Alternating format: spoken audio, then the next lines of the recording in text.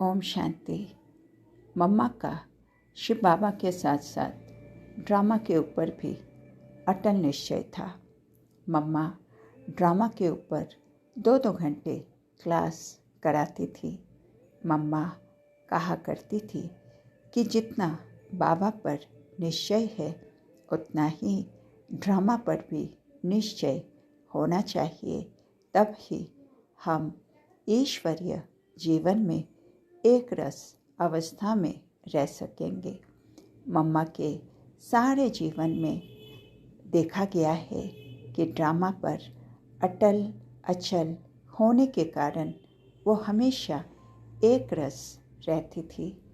पूरे युद्ध स्थल यज्ञ के कारोबार में बाबा ने मम्मा को ही आगे रखा। यज्ञ ही मम्मा के नाम पर थी, तो स्थापना के हर कार्य में जितनी भी परीक्षाएं आई, मम्मा ने शिव शक्ति सेना का नेतृत्व किया।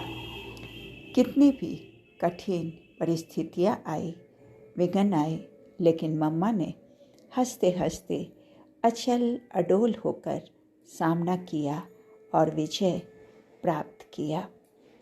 एक बार यज्ञ में सेवा करते समय कुंज दादी को एक बहन दी जाती है और कहा जाता है उसको साथ लेकर सेवा पूरी करो। अब दादी मम्मा के पास जाती है और कहती है, मम्मा वो बहुत ढीली ढाली है, बहुत धीरे धीरे काम करती है, मुझे फलानी दो ना, हम दोनों मिलकर जल्दी पूरा करेंगे। तब मम्मा कहा करती थी कि तुम कैसे जानती हो कि वो बहुत ढीली ढाली है? तो दादी कहती थी, मम्मा मैं रोज देखती हूँ ना साथ में काम करते हुए। तो मम्मा कहती थी, देखो हर एक में कोई ना कोई कमी कमजोरी होती है, मैं माँ हूँ ना, मुझे सबको सेवा का अवसर देकर उनका भाग्य बनाना है। आज उसमें कमी है, तुम्हारे में जो कला है उसको देखते देखते कल जाकर वो अपनी कमी कमजोरियों को भर देगी और एक दिन वो भी तुम्हारे जैसे होशियार बन जाएगी। इसलिए सबको साथ में लेकर चलना है। ऐसे बहुत प्यार से मम्मा सबको शिक्षा देती थी। मम्मा हर चीज़ में सभी का ध्यान खिंचवाती थी। एक बार कराची में एक बहन ने शरीर छोड़ा। उसकी मात्र 2-3 दिन ही तबीयत खराब रही, इतने में ही शरीर छोड़ा। मम्मा ने सबको कहा, देखो सबको इसकी मृत्यु से सबक सीखना चाहिए। मृत्यु का कोई भरोसा नहीं। ये नहीं समझो कि हम तो अभी छोटे हैं, जवान हैं, हम तो अभी बहुत दिन जिएंगे। नहीं, काल कभी भी आ सकता है। इसलिए रोज रात सोने से पहले अपने आप से पूछो कि मैं अभी ही शरीर छोड़ने के लिए तैयार हूँ। आज ही शिव बाबा का बुलावा आए तो मैं एवर रेडी हूँ। कराची में एक बार दादी को यज्ञ में राशन डिपार्टमेंट में सहयोगी के रूप में सेवा करना था। तो उस डिपार्टमेंट की जो हेड बहन थी वो चली गई। तो मम्मा ने दादी को कहा, कुंज तुम हेड बन जाओ और ये डिपार्टमेंट संभालो। तो दादी ने कहा, नहीं मम्मा, मैं हेड नहीं बनूंगी। उस समय तो स्टोर भरपूर था, अब तो बेगरी पार्ट है। अगर मैं किसी को कुछ ना कहूँ तो वो मुझे क्या कहेंगे? हेड किसी बड़ी बहन को बनाओ, मैं उसकी असिस्टेंट बन के सारा काम करूँगी। तो मम्मा दादी को लेकर बाबा के पास गई और बाबा से कहा, बाबा देखो कुंज कहती है राशन डिपार्टमेंट की हेड नहीं बनूंगी। तो बाबा मुस्कुराए और बोले, ठीक है ना बच्ची, स्टोरशिप बाबा का है, कुंज उसकी इंचार्ज, ये कैसे हो सकती है? वो ठीक बोलती है, शिव बाबा के स्टोर के लिए हेड मैं हूँ ना, और कुंज मेरी असिस्टेंट बनकर सेवा करेगी। इस प्रकार मम्मा युक्ति रचकर हर बच्चे को जिम्मेवारी देकर अथवा आगे बढ़ाती थी। जब बाबा सेवा के लिए कहीं बाहर भेजना चाहते थे तो कुंज दादी बाबा से जुदा होना नहीं चाहती थी। बाबा उन्हें जाने के लिए कहते थे तो वो कहती थी, बाबा मैं आपको छोड़कर नहीं जाऊंगी। एक बार बाबा ने मुरली में सभा में कह दिया, देखो मैंने कुंज को वर्थ पाउंड समझा था, वो तो वर्थ नौटे पैनी निकली। फिर भी कुंज दादी कहती थी, बाबा मैं आपसे दूर नहीं जाऊंगी। एक दिन ब्रिज कोठी में मम्मा झूले में बिठाकर दादी को कहती है, कुंज तुमसे बाबा क्या चाहते हैं? तो दादी ने कहा, मम्मा बाबा चाहते हैं मैं सेवा पर जाऊं, मेरे में वो शक्ति नहीं है कि मैं बाबा से दूर रहूं। मुरली सम्मुख सुनने के बदले कागज पर पढूं, ये मेरे से नहीं हो सकता है। मैं तो वहाँ रोती रहूँगी और रोती रहूँगी तो सेवा कैसे करूँगी? तब मम्मा ने कहा, देखो बच्ची, जब बाबा तुमसे सेवा चाहता है तो वो ज़रूर तुम्हें शक्ति देंगे। डरो नहीं, बाबा को हाँ कहो, कुछ नहीं होगा, सब ठीक हो जाएगा। ऐसा समझाकर मम्मा ने दादी में ताकत और उत्साह भरकर बाबा के पास भेज दिया और बाबा से कहा, बाबा कुंज सर्विस पर जाने के लिए तैयार है। मगर कुंज दादी एकदम चुप रही। बाबा ने कहा, वो कहाँ बोलती तो है नहीं, चुपचाप खड़ी है। तो फिर दादी धीरे धीरे बोली, बाबा मैं सर्विस पर जाने के लिए तैयार हूँ।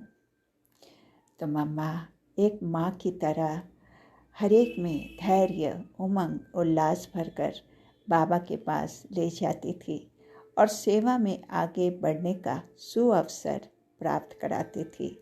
इस प्रकार मम्मा सबको ट्रेनिंग देती थी। एक बार दादी प्रकाशमणि और कुंज दादी पटना में रहते थे। वहाँ एक भाई आता था जो अपने ही स्वभाव का था।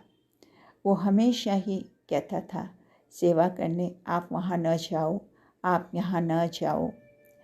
तो दोनों दादियों ने सोचा, मम्मा आएगी तो हम मम्मा को उस भाई की सारी बातें बता देंगे। तो मम्मा आई और दादियों ने मम्मा से कहा, मम्मा हम जब आपके साथ बैठते हैं तो उस भाई को हमारे साथ नहीं बिठाना। तो मम्मा ने कहा, नहीं, देखो मैं उसका गेस्ट हूँ, अब मैं उसको कैसे शिक्षा दूँ? तुम लोग सयाने बन जाओ ना। ऐसे कह करके छोटों को भी मम्मा बड़ा बना देती थी। ऐसे वैसे व्यक्तियों को भी हैंडल कैसे करे ये युक्ति भी मम्मा सिखाती थी। ऐसे वैसे को भी कैसे झुका देना है ये मम्मा की बड़ी विशेषता थी। जब पटना में सरस्वती पूजा हुई तो उस भाई ने मम्मा को जेवर आदि से खूब सजाकर 56 प्रकार का भोग लगाया था। तो मम्मा को बाबा की हर बात पर इतना निश्चय रहता था कि बाबा की बातों पर किसी यज्ञवच की टिक्का टिप्पणी सुन नहीं सकती थी। बाबा के महावाक्य पर बेहद प्यार और विश्वास था। एक बार दादी ने मम्मा से कहा, मम्मा देखो बाबा ने आज इस पॉइंट को बदल दिया। पहले कहता था मैं ज्योतिर्लिंगम हूँ, अभी कहता है मैं ज्योतिर्बिंदु हूँ, ये क्या है? तब मम्मा तपाक से बोली, जब बाबा ने कहा ज्योतिर्लिंगम अथवा ज्योति स्वरूप बताया था तो तुमको साइज माप कर बताया था क्या कि कितना है? ये बात बिल्कुल मम्मा नहीं सुन सकती थी कि बाबा ने पॉइंट बदल दी। हमें कहा करती थी, उस समय तुम छोटे थे, बिंदु क्या है नहीं समझ सकते थे, कुछ तो समझ में आए। इसलिए बाबा अपना रूप ज्योतिर्लिंगम अथवा ज्योति स्वरूप बताते थे। आज बाबा ने तुमको अपना ओरिजिनल मूल स्वरूप ज्योतिर्बिंदु बता दिया है। तो बाबा का असली रूप ज्योतिर्बिंदु है, गुणों का वही सिंधु है। एक बार कराची की बात है। दादी, दादा विश्व किशोर और दादा विश्व रतन आदि उस समय सब मिलकर चित्र बनाते थे। एक दिन में ज़्यादा से ज़्यादा 2-4 चित्र बना सकते थे। एक दिन बाबा ने कहा, मम्मा, प्रिंस एलिजाबेथ का बर्थडे है, मैं चाहता हूँ उस दिन उसकी फैमिली के 108 लोगों को ये चित्र जाए, ये हो सकता है? मम्मा ने कहा, जी बाबा। फिर मम्मा दादी और दादा विश्व किशोर और दादा विश्व रतन के पास आए और कहा, देखो मैंने तो बाबा को हाँ कह दिया है, 15 दिन में 108 चित्र बनाने हैं। तब उन्होंने कहा, मम्मा, एक दिन में मुश्किल से 2-3 चित्र ही तो बनते हैं, 15 दिनों में 108 चित्र कैसे बन सकते हैं? आप ही बताओ। मम्मा कहती है, हमें ये कौन बोल रहा है?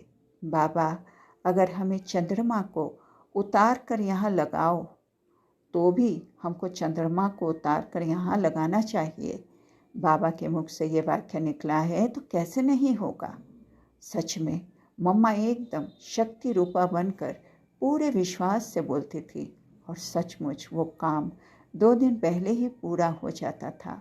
इतनी शक्ति और दृढ़ विश्वास थी मम्मा में। मम्मा गुणों और शक्तियों का भंडार थी। उनका वर्णन करना किसी के भी साध्य में नहीं है। मम्मा का शुरू से ही अव्यक्त और फरिश्ता रूप था। हम सबका पुरुषार्थ प्रोग्राम प्रमाण होता है, परंतु मम्मा का पुरुषार्थ नेचुरल होता है, सहज रीति से होता था। मम्मा की जितनी भी महिमा करेंगे वो फिर भी कम होगा। शिव बाबा ने ज्ञान का भंडार देकर हमको ज्ञान से मालामाल कर दिया, लेकिन मम्मा ने तो प्रैक्टिकल में जीवन की रीति और नीति सिखाकर हम सबको महान बना दिया। मम्मा शक्ति थी, गुणदायिनी थी, ममता की मूर्त थी। मम्मा ने सभी का जीवन संवारा और सबको योग्य बनाया। आज इतना ही। प्यारे बाबा को शुक्रिया। ओम शांति।